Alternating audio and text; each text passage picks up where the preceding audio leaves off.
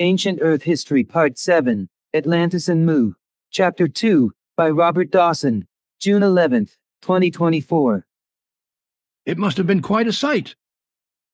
Absolute and simple amazement. The Earth had renewed itself after a worldwide cataclysmic war from which their ancestors had escaped into space. For 700 years, they avoided Earth altogether.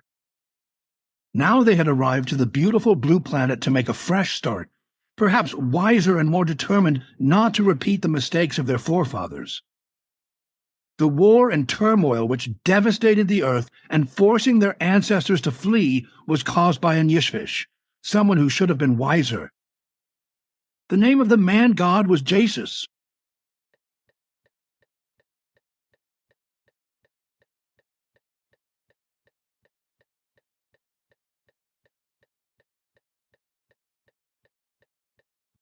The New Arrival's 70th Contact, Thursday, the 6th of January, 1977, 001 hours. For about 10,000 years, harmony and peace reigned. But then, again, an Jschwisch called Jesas came out, who murdered Pelagon's successor and seized power over all the, by then, united different folks and races.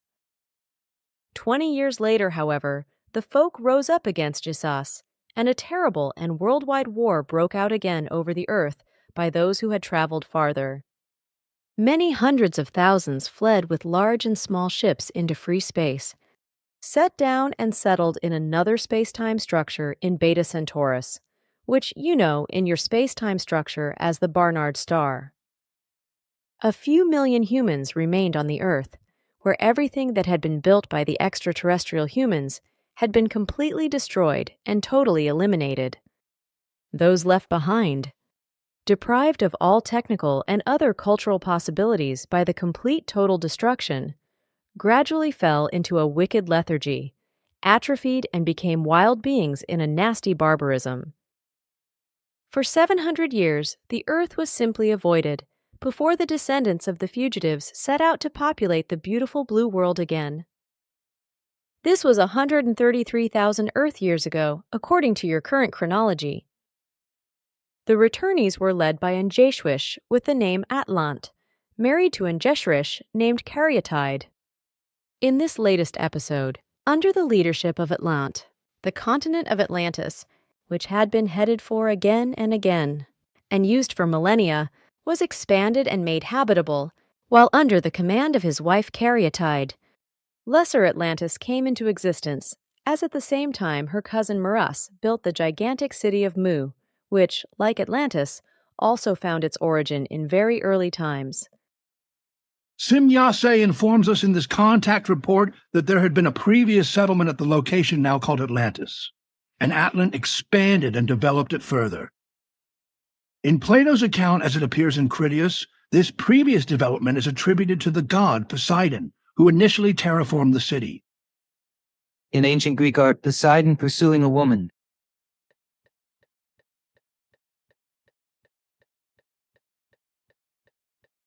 Poseidon with a maiden near a spring where she fills a vase with water.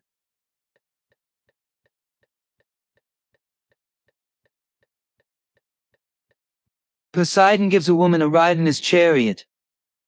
Greek art depicted his chariot as being pulled by a hippocampus, or by horses that could ride on the sea.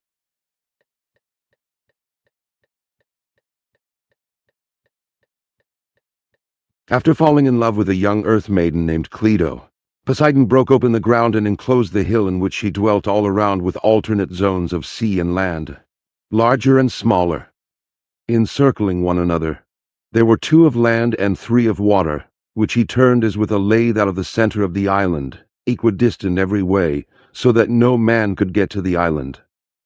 He himself, as he was a god, found no difficulty in making special arrangements for the center island, bringing 2 streams of water under the earth which he caused to ascend as springs, one of warm water and the other of cold, and making every variety of food to spring up abundantly in the earth.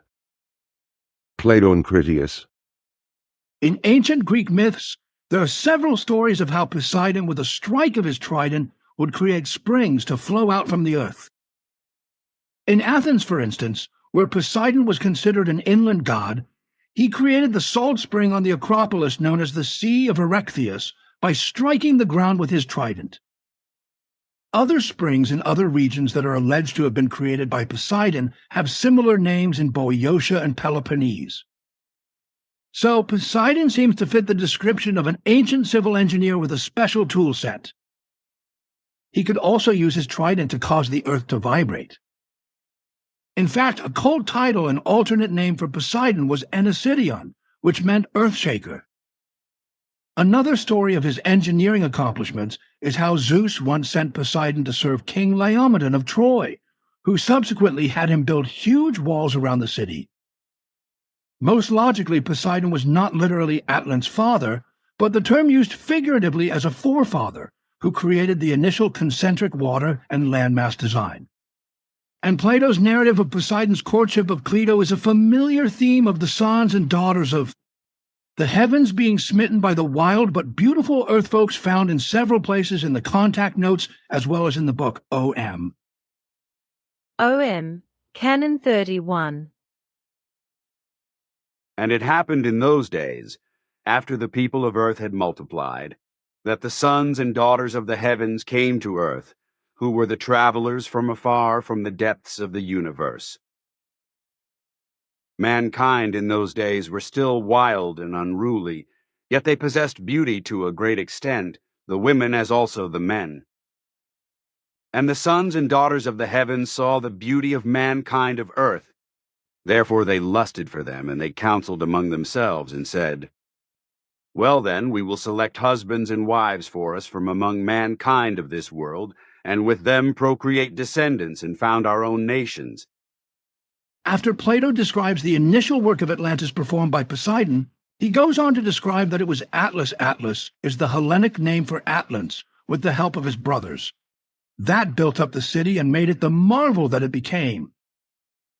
Building bridges, a central canal connecting to the sea, and a temple at the center surrounded by an enclosure of gold. The name differences of Plato's account are explained by him this way in Critias.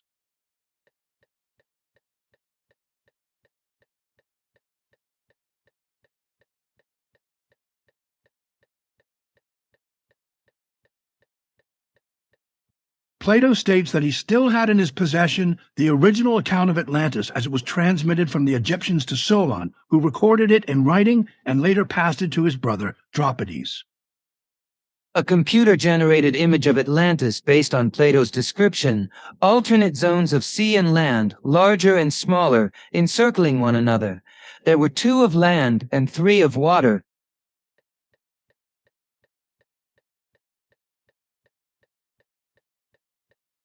This image may speak to some people in a subtle, unconscious sort of way. The spirit teaching symbol for humankind Menschheit, which appears in the book Symbols of the Spiritual Teaching, by Billy Meyer. Excerpted from the foreword of the English translated edition.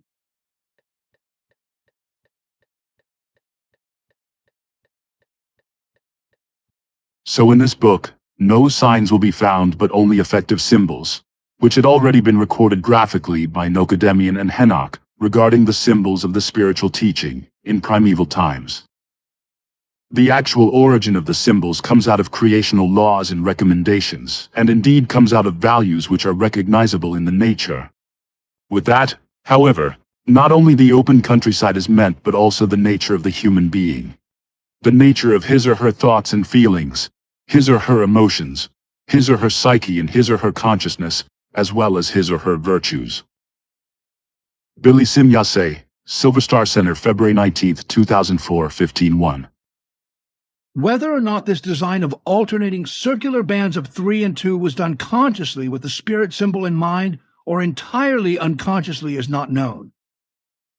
But Earth was visited many times over and over by space travelers who would have had the knowledge, particularly those associated with the mission of Nocedemian and Henok. Batlin.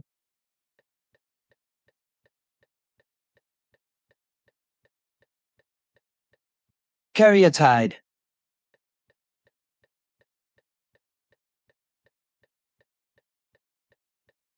Morris as the god Muruga.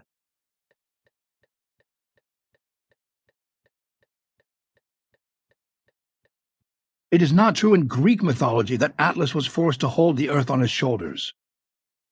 Earlier, classical art shows him holding the celestial spheres, not the terrestrial globe. But later sculptors began taking artistic liberties by showing an earthen globe, such that over time it developed a stronger association. In European architecture, a support sculpted in the form of a man which may take the place of a column is still referred to as an atlant. In Contact Report 125, Semyase provides the meaning of the name.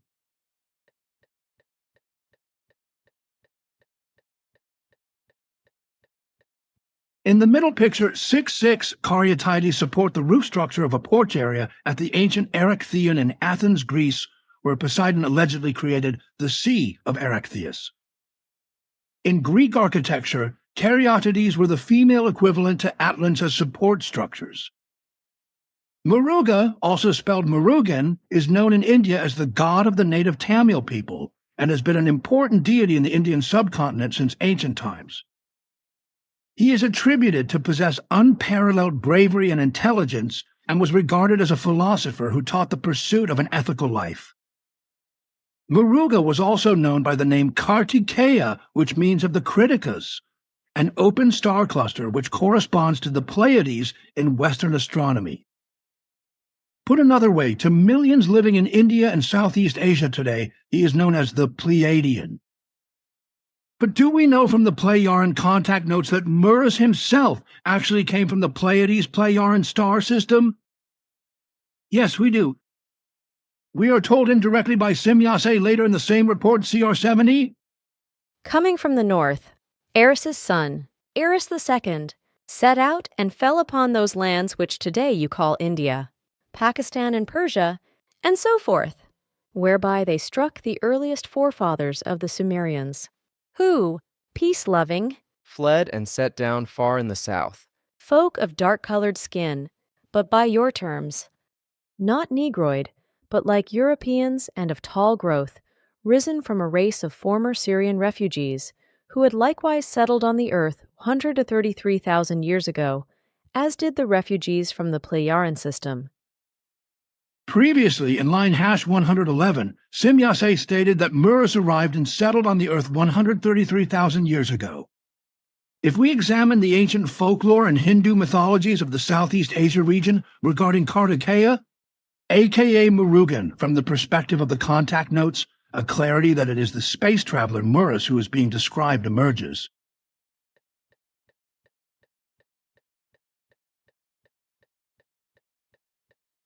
Sometimes Kartikeya, the Pleiadian, is depicted in art as having 6'6", heads representing the 6 stars in the Pleiades star cluster that are visible to the naked eye. It was said that the Critikas, that is to say, the 6'6" sisters of the star cluster, had taken good care of his upbringing to prepare him for a special mission on Earth. He was usually depicted with a peacock, oftentimes riding it. In India, peacocks are known to eat snakes, and the word used to call a peacock, which is Mayura, translates as the killer of snakes. In the picture on the far left, Kartikeya is shown giving 2 women a ride on his peacock. But Kartikeya's peacock was no ordinary peacock. Named Chitra, it was equipped with advanced technology including AI. It would materialize by his side out of nowhere teleportation. Report back with information, drone. Speak and carry on conversations, AI. Fly Kartikeya up into the heavens aircraft. And acted as a part-time bodyguard and confidant. Source Kartikeya by Anuja Chandramouli. Kartikeya carried a special spear called a vel, which when he planted in the earth, the mountains and rivers shook. This was similar in respect to the trident used by Poseidon. And when he hurled his vel in battle, it was said to move with the speed of light. In almost all the myth stories, Kartikeya was in constant conflict with the Asura. From Britannica, Asura in Hindu mythology, class of beings defined by their opposition to the Devas or Suras gods. The term Asura appears in the Vedas and refers to a human or divine leader. Its plural form gradually predominated and came to designate a class of beings opposed to the Vedic gods. Asura plural Asuras, from Wiktionary. Hinduism, power-seeking deities involved in constant conflict with the more benevolent devas. The Asura bear a close resemblance to Aras with as many sons and their descendants as described in the contact notes. 70th contact, Thursday, the 6th of January, 1977, 001 hours. Named after Eris II, the India of today was at that time called Aryan, which, however, split off from Hyperborea after a few centuries, after 210 years, to be exact, and joined with the inhabitants of Moo and Agartha, while from Hyperborea, Eris I constantly troubled Moo and Greater Atlantis by wicked war activities in order to become their ruler.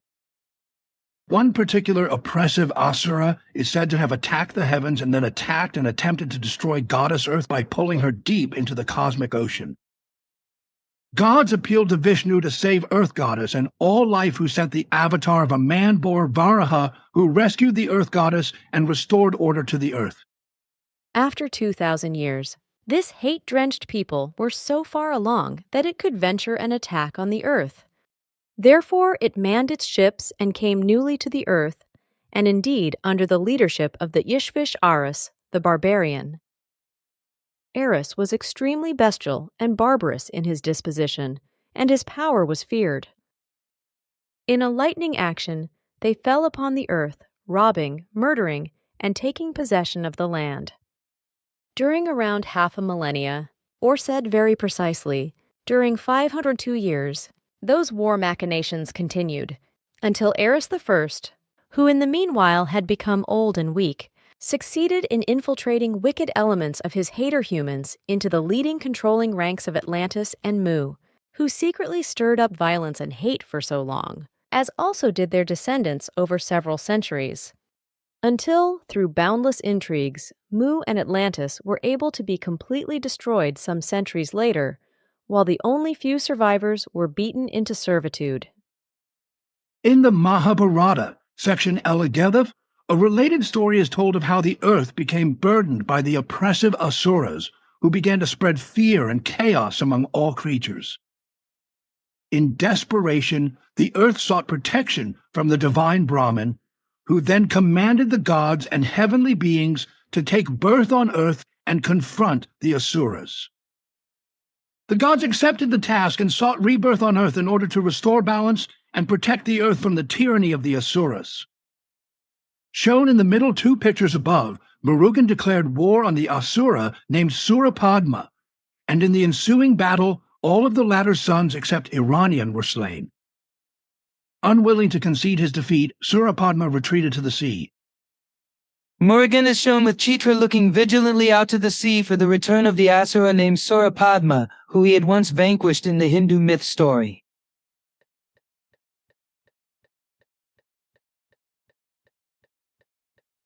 Is the Arumigu Subramania Swami Temple, which is dedicated to Lord Murugan and, unwittingly, a memorial to the sinking of Atlantis, since it is located at the site believed to be where the Pleiadian vanquished the Asura into the sea.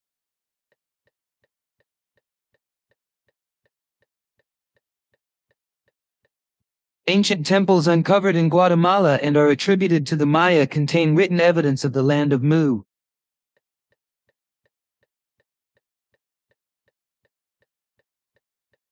Using data gathered through an airborne laser mapping technique using LiDAR light detection and ranging, the researchers identified 478 previously unknown ancient complexes in the Mexican states of Tabasco and Veracruz. LiDAR penetrates the tree canopy and reflects three-dimensional forms of archaeological features hidden under vegetation. Additionally, they found 61,000 previously unknown structures hidden under the dense Guatemalan jungle. The potential to discover additional corroborating evidence for both Atlantis and Moo at these unadulterated sites is enormous.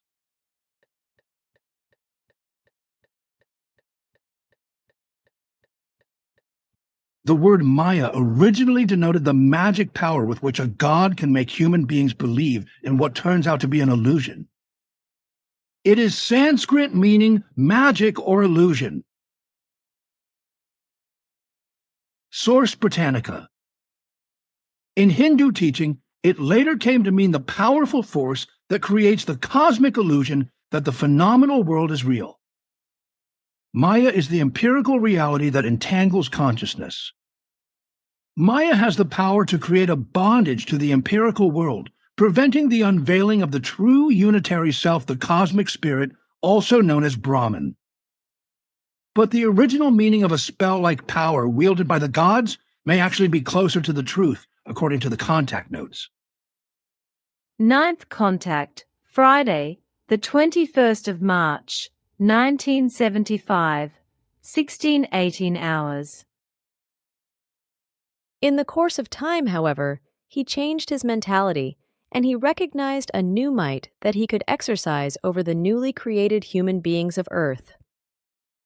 Through newly appointed guardian angels and sub-leaders, he cast a spell over 3 humankinds.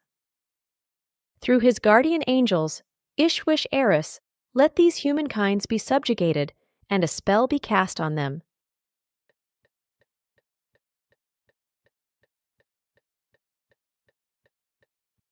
The Nocodemian lineage comes to planet Earth 721st contact, Friday, the 14th of June, 2019, 21:48 hours. The beginning of the spirit form of Nocodemian on Earth came about 389,000 years ago, when a Playaran herald from the Nocodemian lineage named Ijum, meaning of the name, the Prudent One, came to Earth with 144,000 human beings from the Nocodemian people and settled in the Gobi Desert. However, the teaching that Ijum taught was disregarded, as has been the case since time immemorial and always, which is why there were always only a few who opened their ears to the efforts of the Annunciator. The majority of the masses, therefore, did not care for the teaching brought by the herald, but in their delusion of faith continued to follow their gods, which equally led to differences and disputes among the various faith groups, as has always been the case even in later times, and has remained so to this day among all the delusional believers in religion on Earth. Ijum was also known by another, more familiar name, Henok. 589th contact, Monday, the 16th of June, 2014, 15:11 hours. This has always been the case and will also remain so, because our interest for our stay in earthly space are solely related to your mission on this earth, which began 389,000 years ago with Henok, a late successor personality of Nocodemian, on Earth, but then some 13,500 years ago, through your other predecessor personalities, Enoch, Elijah, Isaiah, Jeremiah, Emmanuel, and Muhammad, led to today's mission. A clarification regarding the prophets Henok and Enoch. On April 30th, 2004, core group member Hans-Georg Lanzendorfer had a discussion with Billy Edward Albert Meyer, to seek clarification to some questions which he and other members had about the prophet names Henok and Enoch as they appear in OM. Hans-Georg put this information in an article which appears in FIGU, Bulletin Nunyer. 50 December 2004. OM uses 4 reference points for the Nocodemian/Henok/Enoch lineage as it relates to the mission. Old time 12 billion to 13,500 years ago, from Nocodemian's first incarnation to the first incarnation as Enoch. Middle later time 13,500 to the 5th of February 891 BC, the first prophet Enoch, who appeared around 13,500 years ago, was followed by 2 more prophetic personalities named Enoch. The second on the 3rd of February 9308 BC, and for the last time about 4 to 5,000 years before our era. That is to say, around 11,006 to 7,000 Earth years ago. The threefold appearance is only counted once because only one Enoch carried out his mission directly for the people of Earth, while in the other two lives he carried out his mission for those who had traveled far from the depths of the universe. Other time, the 5th of February, 891 BC, Elia was the first prophet of the so-called Other Time. The last prophet of the so-called Other Time was Mohammed, whereby this time ended with the date of February 3rd, 1844, and thus the so-called Modern Era began. Modern Era, the 3rd of February 1937, the seventh and last prophet in this series, known as the Prophet of the Modern Era, was born in Switzerland on February 3rd, 1937. Henok last appeared on Earth 389,000 years ago, only to appear for the first time around 13,500 years ago with the modified name Enoch, and to appear as the first prophet of the so-called later period. For this reason, it is also said of him in OM Canon 20, verse 95. Prophets were given to the generations of men and the nations of earth since times of old, as also were sent Enoch and Elia, Josiah and Jeremiah, and Emmanuel and Muhammad in direct succession and constant reincarnation, in addition to Johannes and Elias and Hiob and all the army of the other righteous and just, as they were Buddha, Zoroaster, and Babachi, and others also. So when Canon 33, verse 102 states, "And the Son of Man will be thus in torment for a long time, and will be reincarnated as prophet during many lives, and thus beginning his mission on earth as Henok, returning but in a different time than Elijah, and then as Josiah, which he will follow as Jeremiah and Emmanuel, and also as Muhammad." Then this has the following meaning. When Henok founded and artificially created a new people around 8 billion years ago, the so-called Henok lineage, by founding and artificially creating a new people, this was the beginning of his mission that continues to this day, thus beginning on earth in his mission as Henok. 389,000 years ago.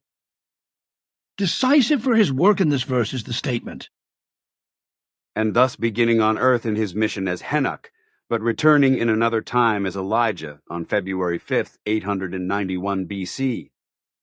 In Canon 33, verse 102, the first prophet, Enoch, is not mentioned because he was not in the earthly, but still purely in the mission with the faraway travelers from the depths of the universe. This is not an official translation and may contain errors. OM, Canon 31. And the prophet of truth is with you one last time, men of earth. And he is also the same prophet, who was with you heretofore, as you can find him mentioned in the scriptures of the ancestors of your old ones, as in the epics of Uruk-Gart and in the Upanishads, but also in the signs of the Tutankhamun, in the Old Thora, and in the Qur'an, and in the Gospel, and in other scriptures.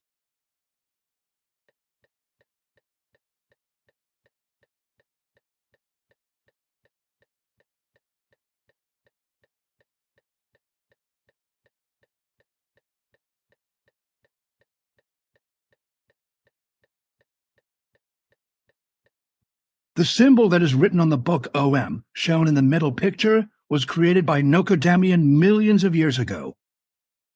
It's an abbreviation of Umphalon Murado, which means navel of life or navel of the world, and embraces the essence of the creational teachings. It was first brought to Earth around 389,000 years ago by Ijum, also known as Henok, written down in Sanskrit and compiled in the Upanishads.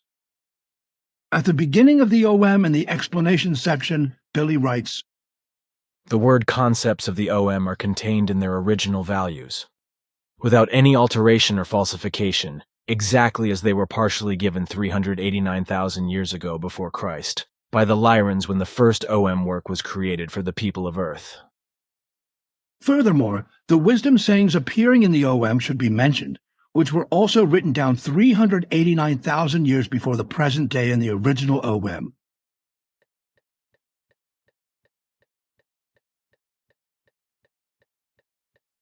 Sanskrit dictionary notes. According to native authorities, Upanishad means setting to rest ignorance by revealing the knowledge of the Supreme Spirit.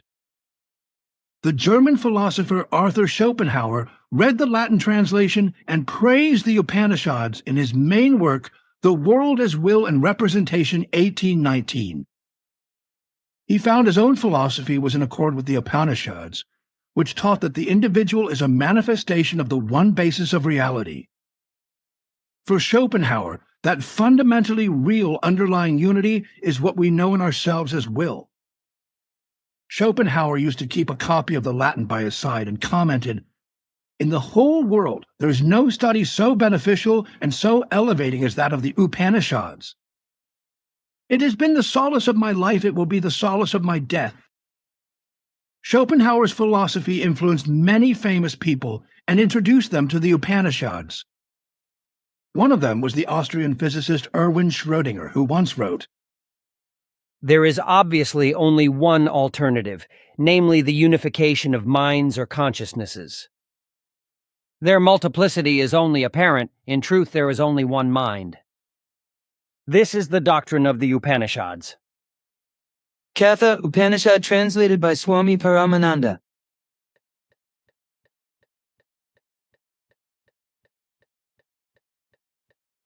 Third, know the Atman self as the Lord of the chariot and the body as the chariot. Know also the intellect to be the driver and mind the reins. I4. The senses are called the horses, the sense objects are the roads. When the Atman is united with body, senses and mind, then the wise call him the enjoyer. V. He who is without discrimination and whose mind is always uncontrolled, his senses are unmanageable, like the vicious horses of a driver. Fury, but he who is full of discrimination and whose mind is always controlled, his senses are manageable, like the good horses of a driver. 9.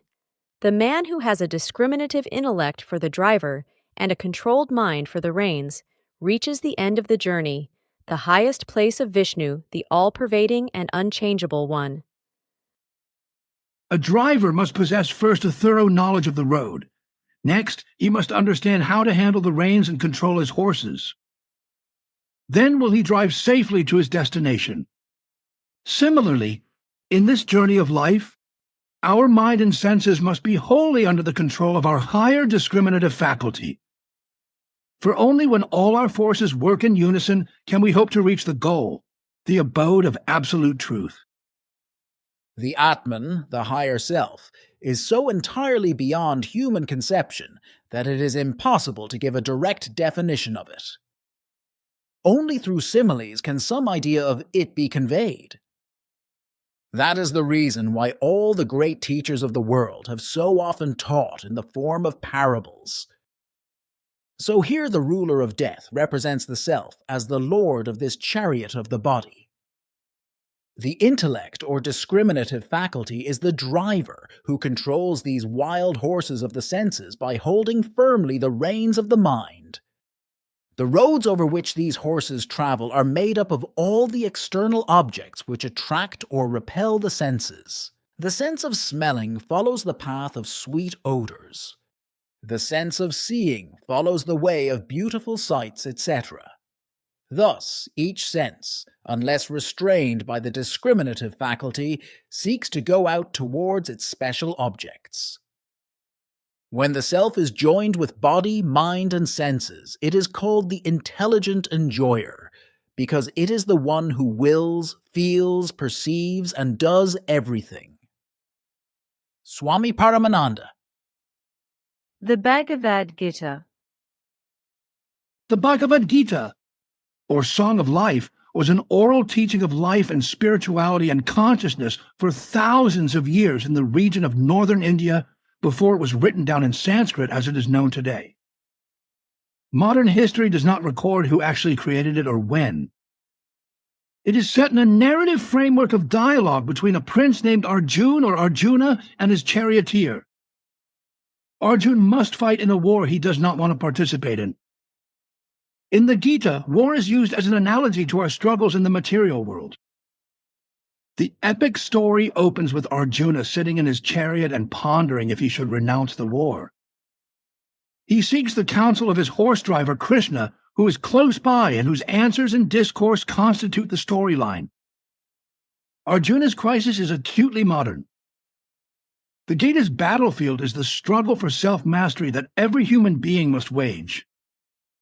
Arjuna represents each of us, and Krishna walks through the issues we face daily as human beings, then addresses a path to properly navigate those obstacles. The Gita wrestles with questions about our identity, how we should live, the purpose of life, in a way that encompasses the entire spiritual and ethical struggle of humankind. The Gita is a call to action for us to meet head-on all the struggles and obligations of material existence. A hero is defined in terms of our commitment to following our purpose here on the earth, on the battlefield of life. The battle is not external, though. The battle is within a spiritual struggle against our own lower nature, the ego. The lessons of the Gita can be studied in either of two contexts. In the personified version, Krishna is creation incarnate, instructing Arjuna personally. In the non-personified view, Krishna is our inner voice trying to guide us to higher awareness. Excerpted from Chapter 7, the Bhagavad Gita. Arjuna, once again, I cannot tell if you are in human form, instructing me face to face, or if you are my higher mind, instructing me over time, leading me to new lessons as my mind is deemed ready for them. You said before that in my case, you had come to me as an inner voice in non-personified form. Is that still how all this is occurring, for I cannot tell? It seems as if there has been a shift of some kind. I also cannot tell if this has been a single continuous conversation or one that has taken place over an extended period of time.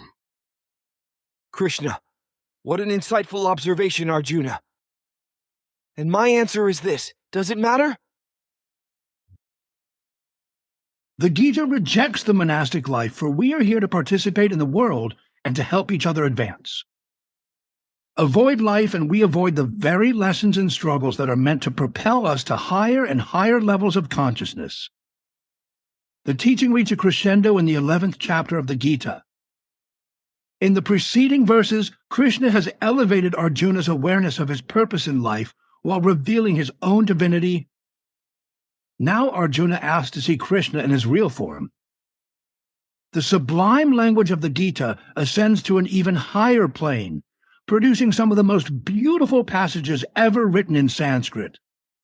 Arjuna sees initially the splendor of Krishna's supreme spirit as a divine light, as if 1,000 suns were to rise in the heavens at the same time.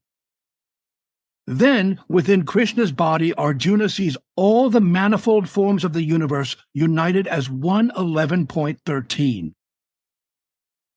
Source: the Bhagavad Gita. Translation by Eknath Iswaran. 1,000 suns rising to the heavens is a curious choice of words. Sim Yase uses a similar mental imagery in Contact Report 60 regarding Moo and the destruction of Atlantis. A few seconds after receiving the command, on the side of the planetoid facing away from the Earth, 1,000 suns appeared to race into the dark space, and with gigantic force, the monster started moving. OM, Canon 31. If the wise one sees no prosperity for peace without a fight, he dieth fighting together with the enemy. For his thinking and striving for wisdom and peace is his duty, and doth not abandon him. Adang, we are told that Ijum's presence on Earth was limited to 1/3 of a century, or roughly 33 years. We can still see evidence of Nokademian's teaching that was either the consequence of the original mission of Ijum Henok, or subsequently from later Playaran emigrants who started the Chinese and Japanese nations. The Chinese yin-yang symbol is intended to illustrate the universal basic principle of polarity, whereby the principle yin represents the feminine black, and yang the masculine white. Of course, the two terms have nothing to do with good or bad qualities. Diversity by Guido Moosbrugger, page 250.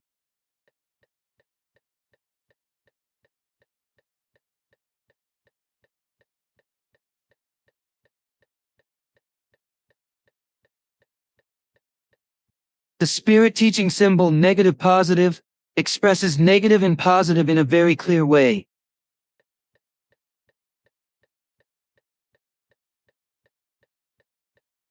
Meditation in motion is an ancient meditative exercise system created by Nocademian for the purpose of releasing physical, mental and conscious conflicts and tensions through 13 specific meditative forms of body movement. The meditation exercise consists of a slow, relaxed, flowing, gentle, and soft sequence of movements. Nocademian named the method self-victory Selbstsieg, which consisted of achieving victory over oneself in one's own body. Meditation from Clear Visibility by Billy Meyer, pages 295 to 301. Henok and Enoch taught this method of meditation to their people in ancient times, including those who were resident beyond the central sun and whose later descendants came to Earth and founded the Chinese people. Their descendants, in turn, cultivated meditation in motion on Earth and further reduced it in the sense that the simple negative and positive energies of consciousness and body and their writings were turned into a coordination of consciousness and the gathering of the mind, breathing and movement, which is the interplay of the polar cosmic forces yin and yang and harmonizing them. This is how Nocademian's meditation teaching meditation in movement or self-victory found its way into China as so-called Taiji Quan, also called Tai Chi. Meditation in motion is a long and never-ending journey, because meditation is learning in relation to oneself, one's own inner values, the recognition of one's own character and personality, and one's own behavior in general. But meditation is also a constant movement in creation in relation to the inner values, the virtues, knowledge, and wisdom, true love, freedom, harmony, and peace. Meditation is therefore not only a constant movement, but also a wandering in the self, and in all the factors that shape the self. Meditation in motion is also concentration on one thing that is observed, perceived, and pursued. Especially in relation to body and bodily processes, meditation makes us aware that nothing stands still, but that everything is constantly in motion and flowing. Meditation is also movement in relation to the body, and this leads the meditator to become aware of his body and psyche, but ultimately also to become aware of his or her abilities of consciousness, whereby the thoughts and feelings mature to live more consciously and meaningfully, to bring themselves into harmony, and to focus on inner freedom and inner peace. Meditation from Clear Visibility by Billy Meyer, page 296. The Sananta system and acupuncture. The cosmic electromagnetic life energy flows in each person in certain channels that are given for this, which the Plejaren refer to as Sananta. The cosmic electromagnetic life energy arrives at the body's surface and enters into the Sananta at locations that we know of as acupuncture centers or acupuncture points. But these acupuncture nodes have nothing to do with the so-called chakras. An illustration in the open book Chakras by Charles Ledbetter of the Theosophical Society.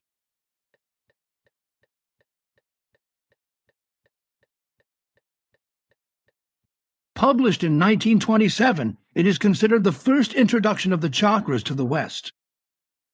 The placement of the chakras on the human body as they are shown in the illustration comes amazing close to matching their true location as provided in the creational teachings. However, Ledbetter's understanding of the purpose and function of the chakras was wrong. The Figu book Diversity, written by Guido Moosbrugger with the assistance of Billy Meyer and editing by Plejaren Jschwisch Srotpta.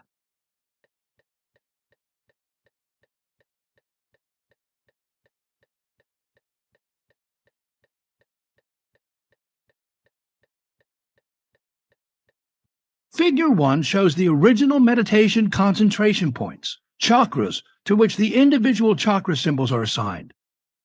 The true chakra teaching is the Sohar immersion method, Sohar Versenkum's method, the highest form of meditation, whereby the chakras are nothing more than special concentration points that have been determined at certain locations on the body. 7 concentration points embody a certain organ and are represented by a wheel with a certain number of spokes, which indicate the value of the concentration.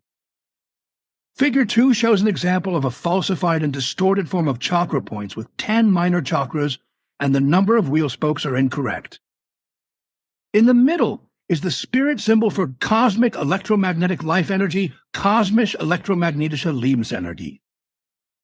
To some folks, the spiral in the center may resemble a spinning wheel with its small radiating lines as spokes, hence the Sanskrit word chakra meaning wheel.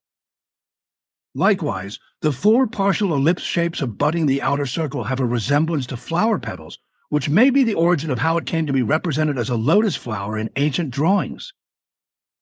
But the chakra's alleged power centers located in the human body near organs and connected to each other by channels do not actually exist. The chakra doctrine is a false doctrine that makes its followers believe that these alleged power centers can be activated with suitable exercises, whereby they then become effective.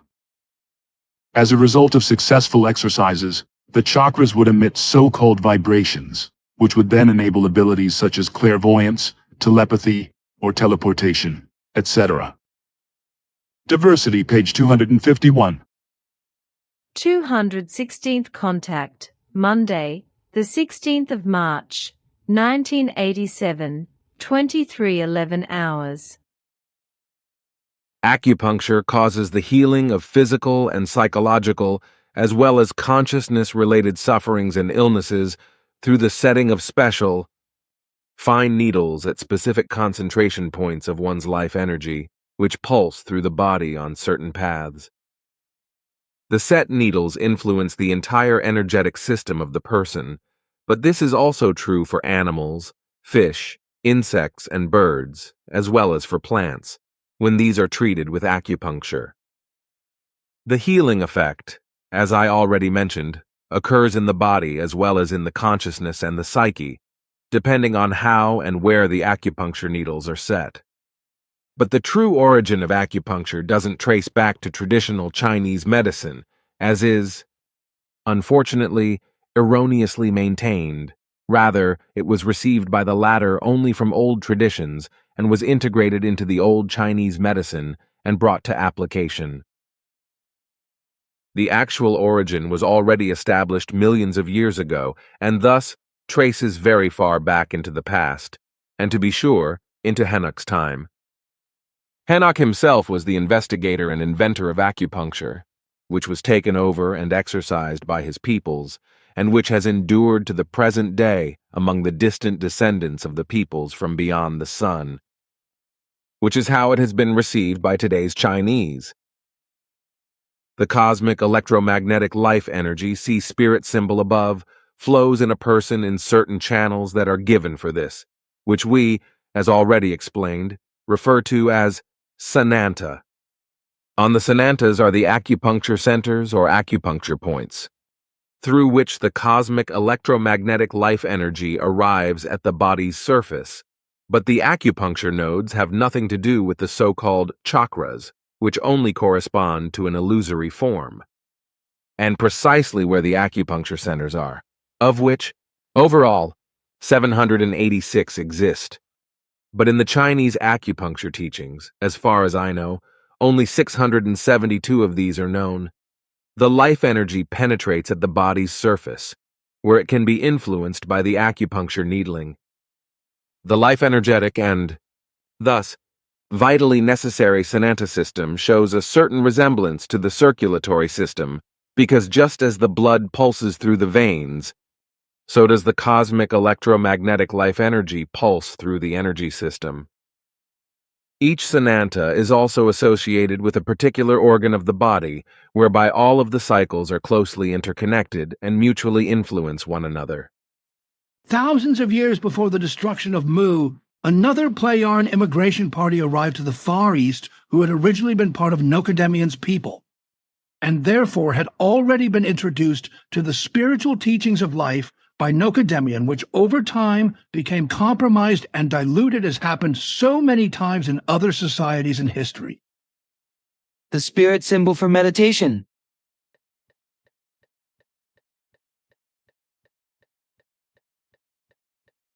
In Japan, many entrance archways to monasteries, shrines, and temples, etc., employ the very aesthetic meditation symbol to put visitors in a calm and contemplative frame of mind.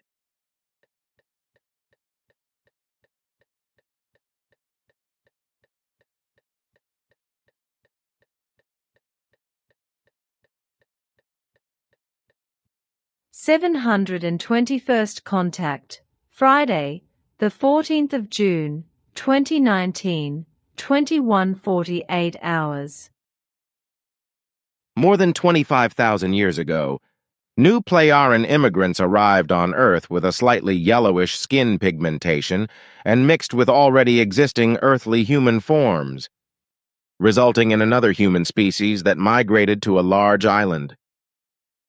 The very ancient Satipatthana meditation teaching, aka Mindfulness meditation, 355th contact, Friday, the 2nd of April, 2004, 0:17 hours. The meditation teaching of the Satipatthana method belongs to Theravada, which according to our understanding is the teaching of the religious elders, and at the same time the name of the oldest form of Buddhism, called Pali Buddhism, whose writings are also written in Pali and Sanskrit. The actual origin of the teaching, however, lies very far back, namely with Nokodemian, who in primeval times developed the Satipatthana meditation teaching as mindfulness meditation, which was brought to the earth from the depths of space by the travelers from far away and was taken up by the first Buddhism, namely by Pali Buddhism. This teaching was also recorded in writing but never translated into other languages. Only at the end of the 30s in the 20th century were first attempts made to translate the meditation teachings into other languages, with a Buddhist monk in former Ceylon known as Thirunanza, a priest of the Buddha, being the authoritative person. Unfortunately, however, the Second World War nipped everything in the bud, causing great disabilities, and consequently everything was taken up and completed only later. Being proficient in the German language, he Maha Chohan translated the 83 pages of your manuscript into English, together with other monks who also knew the German language and were partly of German descent, in less than a month. This translation, together with your German text, was then mechanically reproduced again, and in May 1948 sent to many other Buddhist elders and several ashrams, including the Buddhist monk Nyanaponika, who, like many others, drew his meditation wisdom from it, as I explained in 1994. Nyanaponika Thera.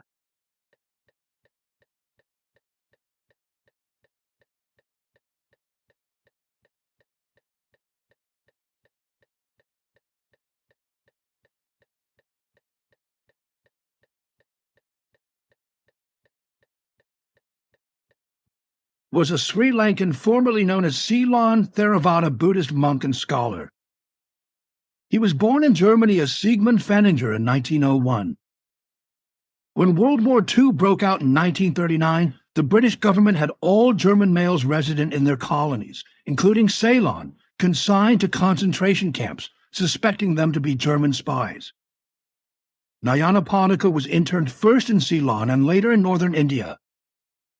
Despite these experiences as a prisoner of war, he compiled an anthology of texts on Satipatthana meditation. Satipatthana is translated from Pali as Foundations of Mindfulness. Years later, after the war had ended, Nyanaponika released his book, The Heart of Buddhist Meditation, a handbook of mental training based on the Buddha's way of mindfulness. On the far right is the spiritual symbol for discipline, which lies at the core of developing mindful consciousness. The individual authors always claim to be the authors of the writings or books themselves, and even claim that they were also the translators of the original writings from Pali and Sanskrit, although Svath and Asket truthfully did this work. And what about the person who wrote the book you mentioned? Where did this person get the knowledge of the meditation teachings I wrote? You mean the Buddhist monk Nyanaponika? He got his meditation wisdom from your scriptures as well as from various others. The translations of Svath and Asket were also made available to him and various others.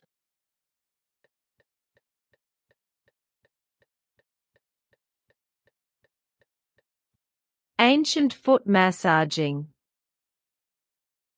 There is a chapter in Billy Meyer's book, The Psyche, called Massaging the Soles of the Feet, Physical Well-Being. He writes that the massage of the reflex zones located at the soles of the feet should be regularly practiced. For those who want to acquire a right mode of life that's in attune with the basic laws of nature. The nerve reflex zones of the entire body are concentrated specifically in the soles of the feet, and Billy adds that the ancient Chinese and other ancient peoples were familiar with the practice. A Buddha pada carved into a stone slab, meaning Buddha's footprints in Sanskrit. They were originally attributed to be where Buddha once stood or walked within the framework of Buddhist religion.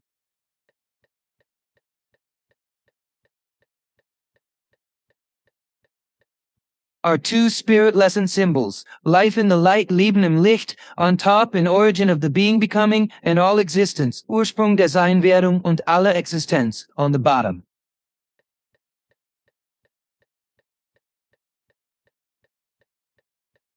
Many so-called Buddha pada have spirit symbols located at key positions on the sole of the foot, so as to massage and stimulate the body for health-generating benefits, similar to a reflexology board found today when one stands or moves their feet on it.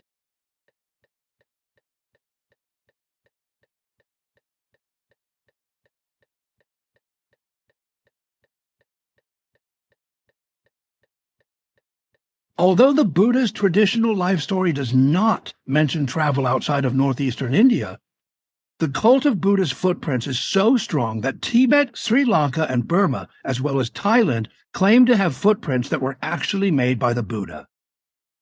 Many of these Buddha pada mark important pilgrimage sites today.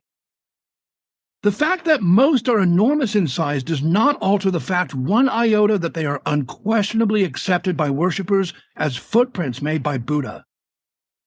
It is reasonable to speculate that they have nothing to do with Buddha, but predate him to a much earlier time when the creational teachings were brought to earth.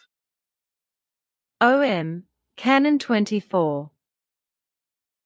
And the Jschwisch speaketh, and again is said that the scripture of the word of truth was given for the fulfillment to the old prophets, who were in preceding order, Mohammed, Emmanuel and Buddha, and they acted according to the scripture, to do good and for the clarification of all things, and that a direction and guidance of creation for the human beings of earth is given. Billy traveled back in time with Svath to visit and speak with Buddha as well as Emmanuel and Muhammad.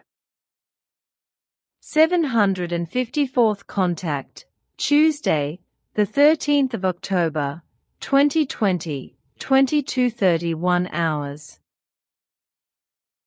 It is also written in the annals that you and my father together in times past visited and spoke with those heralds several times, and were able to gain knowledge that is unknown to me. Siddhartha Gautama was completely shocked when he learned what would result from his original teaching in the future of the 20th century, but after he had learned the truth and also the day of his death. He decided during the last 17 years of his life to stand up for his teaching even more and even more vehemently, in order to possibly be able to prevent something even more detrimental. And as it is with the human beings of the earth, so it was also with Siddhartha, for he did not want to accept what was coming, and held on to his opinion that he could still change some, or even everything for the good and positive through his increased and more powerful commitment to spreading his teaching. This, although he said frankly, after he had experienced the facts of the future that he himself had experienced in his life and knew that already during his lifetime, falsifications of his teaching had circulated, and faith groups had arisen that spread his true teaching in a completely false, changed form and even teaching evil. Consequently, the absolutely true original teaching, from which Buddhism arose, is in its effective origin, just as Siddhartha created and taught it, not a matter of faith or belief, but a teaching of the correct way of life, teaching of self-knowledge, teaching of experience and teaching of self-development, with the aim of mental evolution and the use of understanding, reason and correct mastery of life in every respect. Siddhartha Gautama was born in Nepal in Lumbini in 563 BC as a Hindu died at the age of 80 years anno 483 BC at Kushinagar in India. Robots guarded Buddha's relics. In India, robots or mechanical beings that could move on their own were called Putavahana Yanta, or spirit movement machines in Pali and Sanskrit. Buddhist legends of northeastern India from the 4th and 3rd centuries BCE describe an army of automata that guarded Buddha's relics.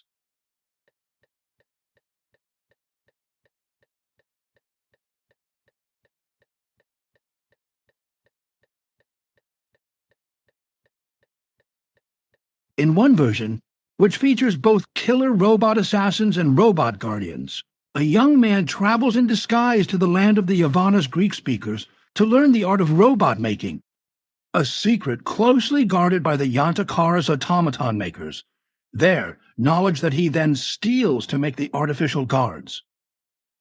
We find stories of automatic warriors guarding the Buddha's relics in Chinese, Sanskrit, Hindu, and Tibetan texts.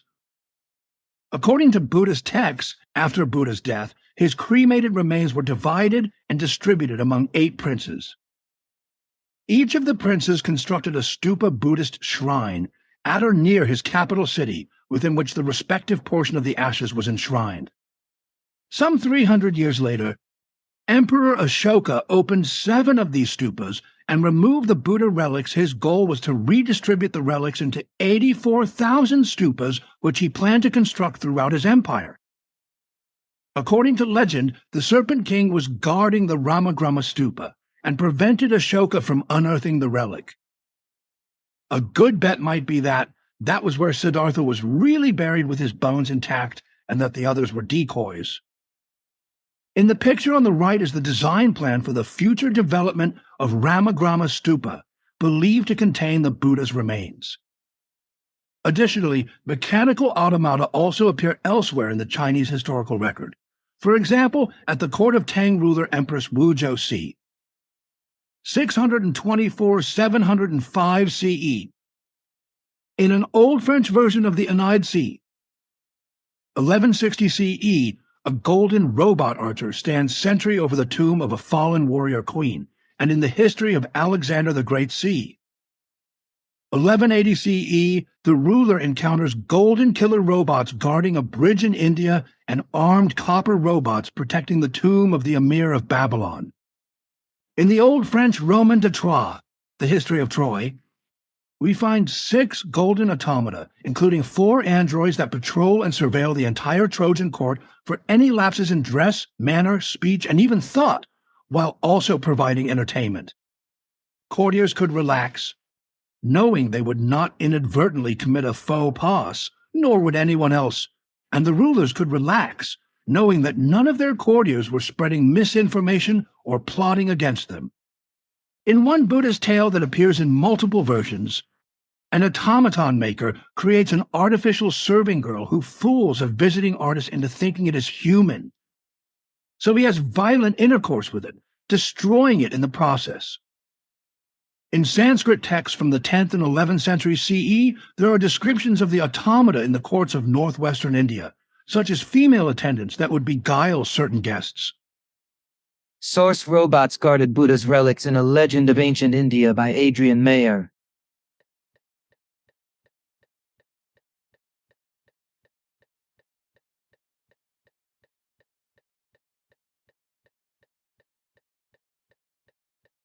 Buddhist stupas typically consisted of simple earthen mounds. In fact, stupa is a Sanskrit word for heap. However, there are certain Tibetan Buddhist stupas that are distinctive in appearance and construction. On the left is a photograph taken in 1920s Tibet, now part of China, of a Buddhist stupa. On the right is the patent diagram labeled an apparatus for transmitting electrical energy, obtained by Nikola Tesla patent #1, 119,732 in 1914. However, this stupa design predates Nicola's patent application by many centuries. This row of stupas appears to be aligned in an array.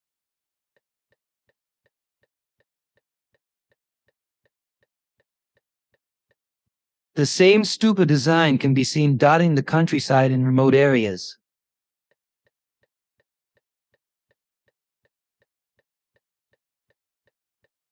An egg-shaped energy field is depicted as emanating from this stupa on an old Tibetan tapestry. Although it is generally considered to be a sepulchral monument, a place of burial, or a receptacle for Buddhist religious objects, the architecture actually predates Buddhism itself.